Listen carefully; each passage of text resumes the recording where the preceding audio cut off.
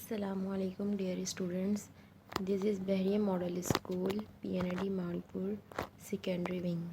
I am your science teacher, Miss Noreen. This is our second lecture from chapter number 1. The topics are the scientific method and the safety rules in the laboratory. Scientific method के stages आपने previous class में पढ़े हैं. Now today we are studying science process skills. Now what are science process skills? वो skills जो किसी भी scientist को कोई भी साइंटिफिक प्रॉब्लम के सॉल्यूशन के लिए रिक्वायर होती हैं. These skills are called science process skills. Science process skills include observing carefully and measuring accurately, communicating effectively, making inference and developing a hypothesis, planning or designing experiments to test the hypothesis. So the first is observing carefully and measuring accurately. This skill involves using our 5 senses: sight, hearing, touch, smell and taste to gather all information about a topic under study. आपने अपनी 5 senses को use करते हुए observation लेनी है अपने topic से related और मेजरमेंट्स जो है वो करनी है. Then next is communicating effectively.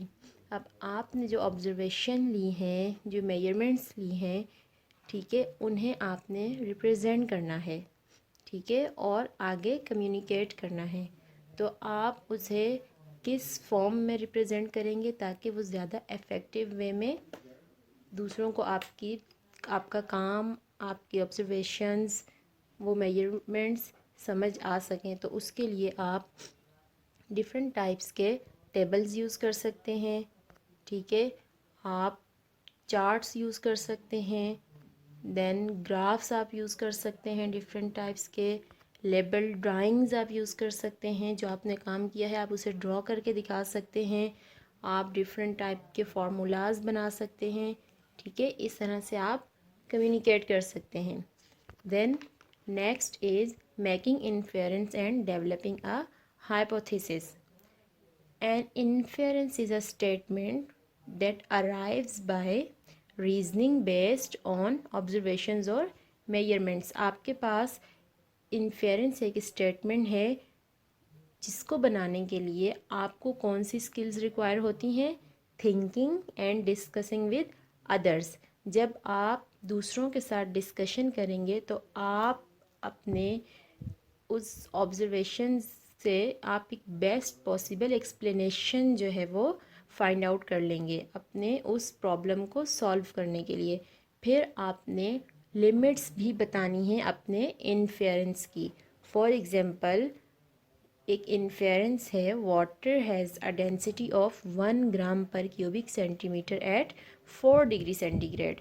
तो इस स्टेटमेंट के अंदर, इस इन्फेरेंस के अंदर आपको क्या लिमिट नज़र आ रही है कि जो आपको density 1 gram per cubic centimetre बताई गई है वाटर की, वो 4 डिग्री सेंटीग्रेड टेम्परेचर पे है.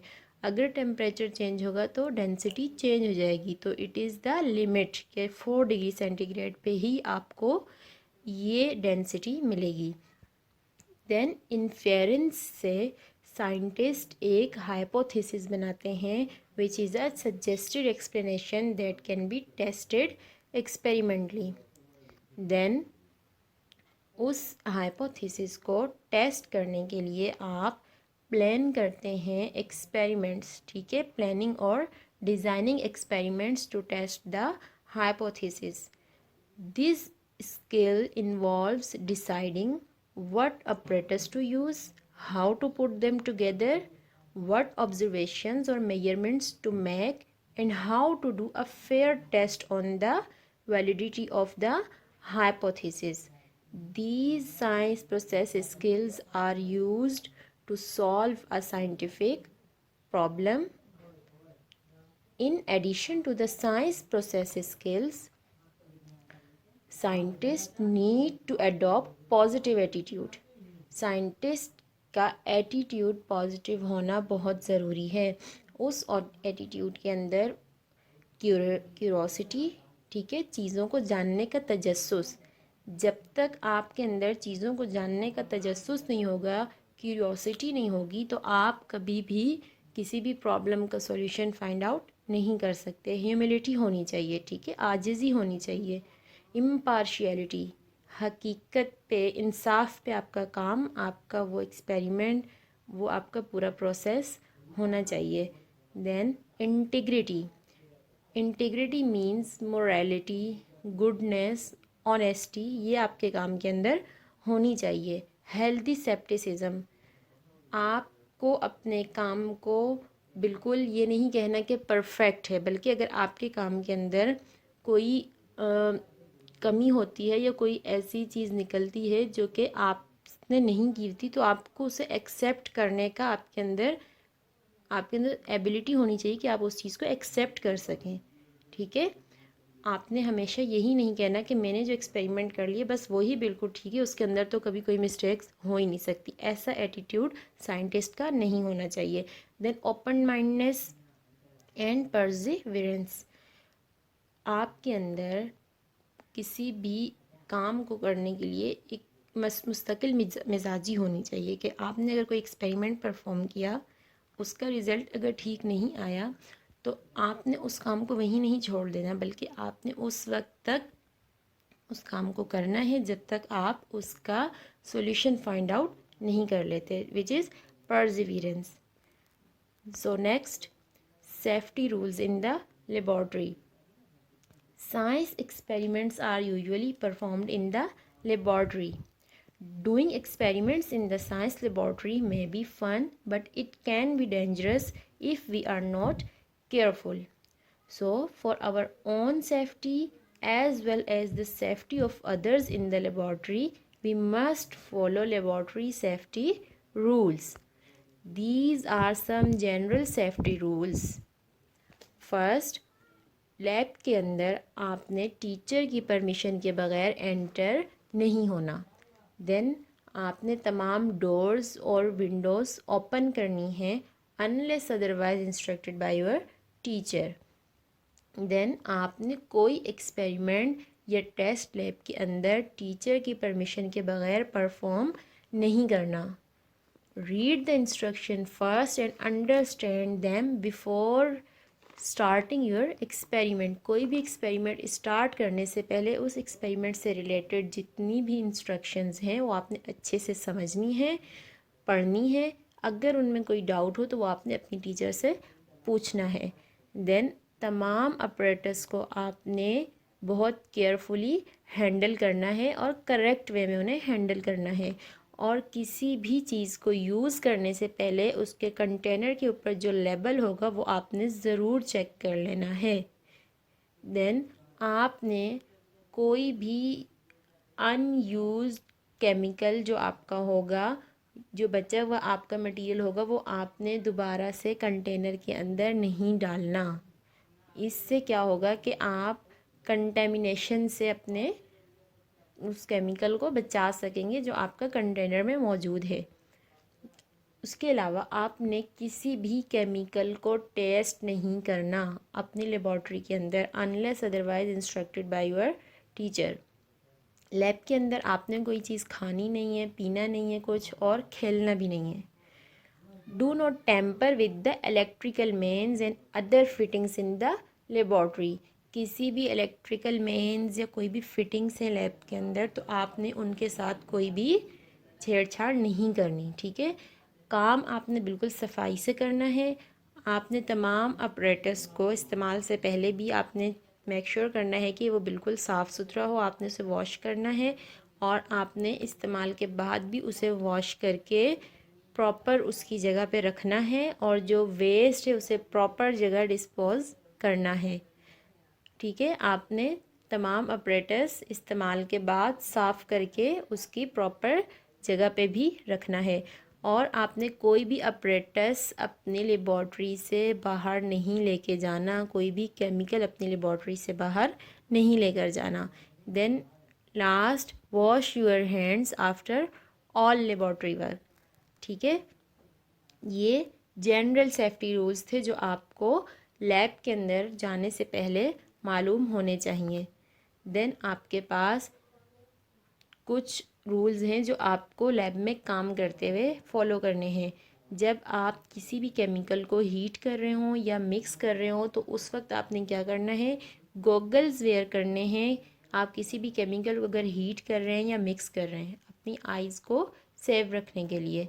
देन आपने कोई भी फ्लेमेबल सब्सटेंस नेकेड फ्लेम के पास नहीं रखना जिससे आग लग सकती हो।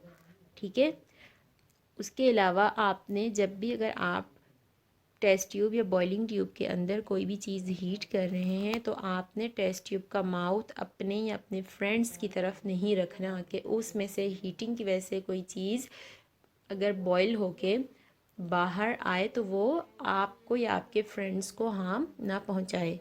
देन अगर कोई एक्सीडेंट लैब में हो जाता है, ठीक है, किसी को कोई चोट लग जाती है, कोई आपसे अपरेटस टूट जाता है या कोई केमिकल आपसे गिर जाता है तो आपने फ़ौरन अपने टीचर को इन्फॉर्म करना है। और अगर कोई केमिकल बाय मिस्टेक आपके माउथ में चला जाए तो आपने फ़ौरन से अपने माउथ को वॉश करना है। ठीक है, बेसन में जाके अपने माउथ को वाटर से वॉश करना है। और अगर आपके कपड़ों पे या आपके बॉडी पार्ट से कहीं भी किसी भी केमिकल का इंटरेक्शन हो जाए तो आपने उसे अच्छे से वॉश करना है वाटर से और अपने टीचर को बताना है। ठीक है, देन आपके पास हैं हैज़र्डस सब्सटेंसेस। लैब के अंदर जो डेंजरस केमिकल्स मौजूद होते हैं उनके कंटेनर्स के ऊपर स्पेशल सिंबल्स मौजूद होती हैं। ठीक है, जो यूज़र्स को वार्न करने के लिए होती हैं, जो ये बताती हैं कि इस केमिकल की नेचर कैसी है। तो आप यहाँ कुछ कॉमन सिंबल्स और टाइप्स ऑफ हैज़र्डस सब्सटेंसेस पढ़ेंगे और उन्हें किस तरह से हैंडल करना है ये भी पढ़ेंगे। So first is flammable substance. अगर किसी भी आपके पास किसी भी बॉटल के ऊपर इस तरह का सिंबल होगा तो इट मीन्स कि this container contain flammable substances. इसकी एग्जांपल आपके पास पेट्रोल हो सकता है, अल्कोहल हो सकता है। ठीक है, आपने इसे किस तरह से हैंडल करना है, keep flammable substances away from fire और हीट। एक्सप्लोजिव सब्सटेंसेस, अगर इस तरह की सिंबल हो तो आपने इसका मतलब है कि ये क्या है, एक्सप्लोजिव सब्सटेंसेस। इसकी एग्जांपल है आपके पास mixture of hydrogen and air. Explosive substances को आपने किस तरह से हैंडल करना है, explosive substances usually explode when heated और लेट, use them according to the instructions given. Then अगर किसी भी बॉटल के ऊपर आपको इस तरह की सिंबल नज़र आए तो it means this bottle contain corrosive substances.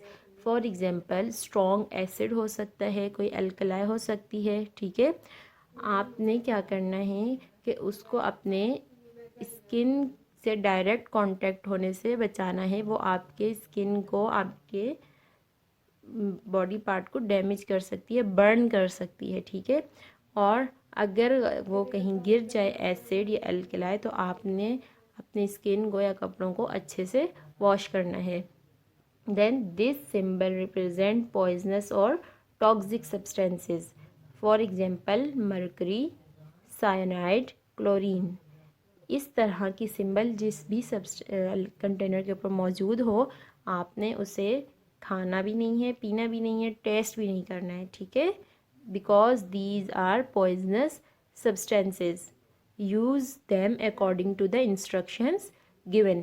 Then this symbol represent irritating or stimulative substances. Example chloroform, alcohol, bromine vapor. आपने इस तरह की सिंबल वाले कंटेनर को आपने उनके वेपर्स को इनहेल नहीं करना। ठीक है, आपने उस बॉटल्स को खोल के अपने नोज़ के करीब नहीं रखना, माउथ के करीब आपने उसे इनहेल नहीं करना, because these substances cause irritation. Use them in a fume chamber. Then last, this symbol represent radioactive substances. For example, radioactive carbon, uranium, plutonium. Follow strictly all safety precautions when handling radioactive substances. Students, I hope you understood the topic very well.